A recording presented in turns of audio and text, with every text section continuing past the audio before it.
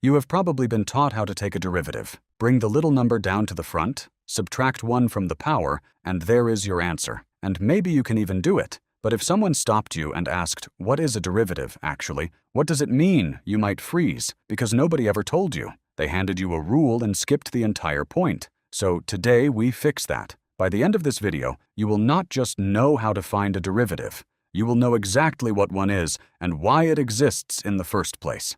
Hey, it is Daniel from Simplex Academy. If you like hard ideas explained clearly and calmly, the way they should have been the first time, subscribe and stick around. Here is my promise. We are not going to memorize a single rule today. We are going to build the idea from the ground up so that when the formulas do show up later, they finally make sense. Let's go. Let's start with the one problem that derivatives were invented to solve. The whole thing is about change. How fast is something changing? That sounds simple, and sometimes it is. Imagine you drive 120 miles in 2 hours. How fast were you going? Easy. 60 miles an hour. You took the distance and divided by the time. That is a rate of change, and you have been doing it your whole life. But here is the catch that makes it interesting. That 60 miles an hour is an average over the whole trip. It is almost certainly not the speed you were going at any single moment. You sped up on the open road, you slowed down in traffic, you stopped at lights. So the real question, the harder question, is this. How fast were you going at one exact instant? Not over 2 hours, not over 1 minute. Right now, in this frozen moment. That question is where derivatives begin. So let's make the difference crisp, because this is the heart of it. There are two kinds of rate. The first is the average rate of change. That is change spread out over a stretch of time. Your 60 miles an hour. The second is the instant rate of change. That is how fast something is changing at a single point in time. And the instant rate is exactly what your speedometer shows you. Not your average for the trip. The number right now, this second. Tap the gas and it jumps. Ease off and it drops. That little needle is showing you an instant rate of change. And that, in one picture, is what a derivative is. Quick recap, because these two words carry the whole video. Average rate is change over a gap. Instant rate is change at a single moment. A derivative is the instant rate. Hold that, because now we have to figure out how you could ever actually calculate it. To do that, we need to see this on a graph, and we need one idea. Slope. Slope is just steepness. If you draw a straight line, its slope is how much it rises for how much it runs across. A gentle hill has a small slope. A steep cliff has a big slope. For a straight line, this is easy because the steepness never changes. Pick any 2 points on that line, see how much it went up, divide by how much it went across, and you have the slope. One number, describing the whole line. Now here is the connection that ties slope to speed. Slope is rate of change, drawn as a picture. If you graph your trip with time going across and distance going up, then a steeper part of the graph means you covered more distance in less time, which means you were going faster. So on a graph, going faster is just a steeper slope. Speed and steepness are the same idea wearing two different outfits. Keep that link, because it is about to do all the work. But real life is not a straight line, and that is the whole problem. When your speed keeps changing, the graph of your trip is not straight. It is a curve. It bends. And a curve does not have one single slope. It is gentle in some places and steep in others. The steepness is different at every single point. So now we are stuck with a strange question. What does it even mean to ask for the slope of a curve at one exact point? A single point is just a dot. A dot does not have a steepness. This is the puzzle that stopped mathematicians for a long time, so if it feels slippery, you are in good company. Here is the beautiful trick that solves it. We sneak up on the answer. Watch. Pick the point on the curve where you want the slope. Now pick a second point on the curve, a little further along, and draw a straight line connecting the two. That straight line has a slope you can actually measure, because it is straight, but it is not quite what we want. It is the average steepness between the 2 points, not the steepness at our 1 point. It is close, but not exact. So we improve it. Slide that second point closer to the first one. Draw the connecting line again. It is a little more accurate now. Slide it closer still, closer. Each time, the second point creeps towards the first, and each time our straight line matches the curve a little better right at our point. And as that gap shrinks toward nothing, the connecting line settles into one perfect line, a line that just barely kisses the curve at our single point without cutting through it. That special line is called the tangent line, and its slope is the exact steepness of the curve at that point. Let me say that again, because that was the whole ballgame. We could not find the slope at a single point directly, so we took the slope between 2 points, which we can find, and then we slid those points together until the gap almost vanished. The value we were heading toward is the answer. And that idea, the value you are heading toward as a gap shrinks to nothing, has a name. It is called a limit. The limit is the engine that makes this work. It lets us talk about a single instant by watching what happens as we get closer and closer to it. And now we can finally say it cleanly. A derivative is the slope of that tangent line. It is the instant rate of change, found by taking an average rate and shrinking the gap to 0 using a limit. Instant rate, slope at a point, the number the averages settle on. Those are all the same thing, that is, a derivative. No formula required to understand it. Just the idea of sneaking up on a single moment. Let's walk through it with a real example, in plain numbers, so you can feel the machine turn. Imagine you drop a ball and you want to know how fast it is falling at exactly 2 seconds.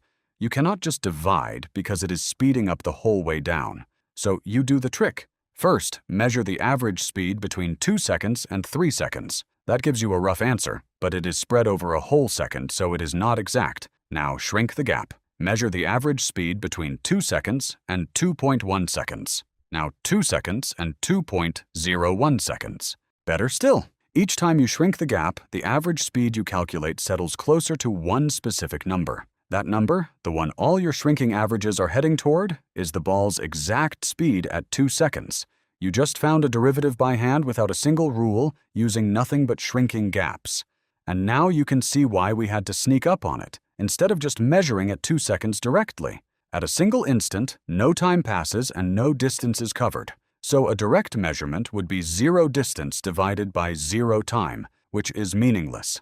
The shrinking gap is our way around that dead end. We never actually reach a gap of 0. We just follow the averages to see where they are clearly heading, and we take that destination as the answer. So let's do a quick recap before we go on. To find how fast a curve is changing at one point, you take the slope between 2 points, then slide them together, and watch what number the slope heads toward. That number is the derivative. The limit is what lets you finish the trip. Average, then shrink, then land. Now, one more idea that trips people up, and then everything clicks. A derivative is not just one number, it is a whole new function. Think about it. A curve has a different steepness at every point, so the derivative gives you a rule that tells you the slope at any point you ask about. If your original graph describes where your car is over time, its derivative describes how fast your car is going at every moment of the trip. Position goes in, speed comes out. You do not just get the speed at one instant, you get a speedometer for the entire journey.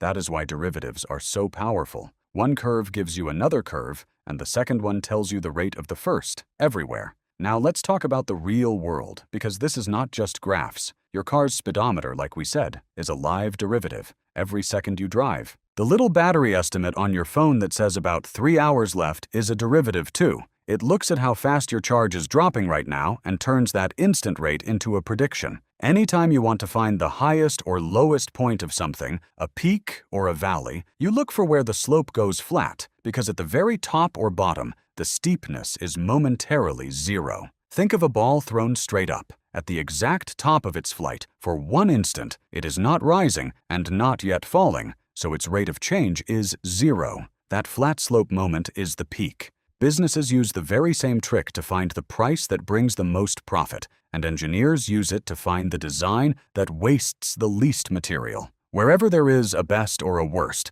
the derivative points right at it, because that is where the slope goes flat. And when an artificial intelligence learns, it leans on derivatives constantly, using the slope of its own error to figure out which direction to adjust so it makes fewer mistakes. Derivatives are quietly running an enormous amount of the modern world. So where do the formulas fit into all this? Here is the honest answer. Doing that shrinking gap process by hand every single time would be exhausting. So mathematicians did it once, carefully, for whole families of curves, and they noticed patterns. Those patterns became the shortcut rules you were handed in class. The power rule and all the rest are just those shrinking gap results, packaged so you do not have to redo the limit every time. That is the part almost everyone gets backwards. The rules are not the derivative. The rules are shortcuts for finding the derivative. The derivative is the idea we just built. Learn the meaning first, and the rules stop being magic spells and start being obvious.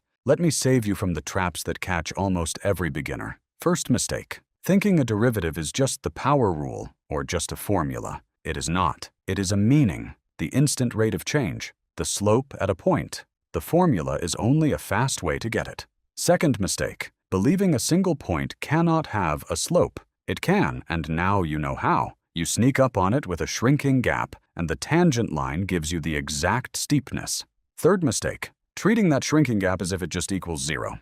It does not. It never actually becomes 0. It heads towards 0, and we follow where it is going. That distinction is the entire reason limits exist. And the last one, the big one: believing that being able to apply the rules means you understand it. You now understand something most students never get told. You know what a derivative actually is. So let's bring it all home. A derivative answers one question: how fast is something changing at one exact moment? To find it, you start with an average rate of change between 2 points, which is just the slope of a line. Then you slide those points together and watch what value the slope heads toward. That value is the limit, and it is the slope of the tangent line, the exact steepness of the curve at your single point.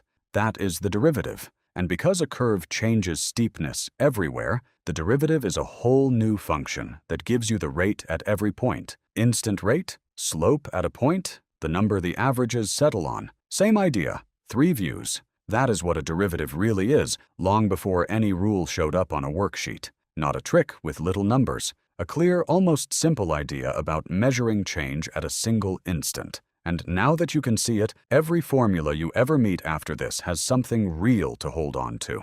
So here is my question for you. What do you want next? The power rule, explained so it finally makes sense? Integrals, the other half of calculus? Or limits, on their own, in full? Tell me in the comments and I will build it, just like this. I am Daniel, thanks for watching, and I will see you in the next one.